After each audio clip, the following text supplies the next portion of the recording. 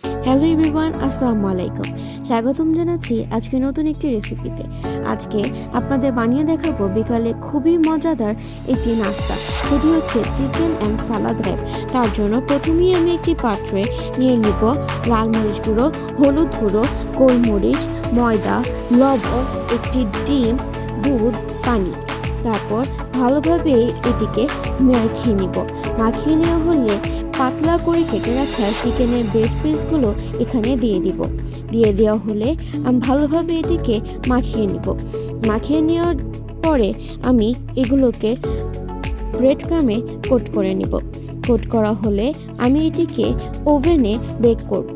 আপনারা চাইলে এটিকে ডুবো তেল কিংবা এয়ার ফ্রায়ারও করতে পারেন, কিন্তু আমি এখানে আজকে 180 ডিগ্রি সেলসিয়াসে 15 মিনিট ভালোভাবে বেক করে নিব। তারপর আমি একটি সালাদ বানানোর জন্য নিয়ে নিব বাঁধাকপি, স্প্রিং অনিয়ন, তারপর দিব মেয়োনিজ দিয়ে ভালোভাবে মাখিয়ে নিয়ে হয়ে যাবে আমাদের সালাদ। তারপর একটি টর্টিলা রুটিতে দিয়ে দিব সালাদ, তারপর আমাদের বেক করে রাখা চিকেন, তারপর দিয়ে দিব এখানে শসা এবং টমেটো, তারপর দিয়ে দিব গার্লিক সস। এরপরই হয়ে যাবে আমাদের মজাদার চিকেন অ্যান্ড সালাদ র্যাপ। আশা করি আজকের রেসিপিটি আপনাদের ভালো লেগেছে।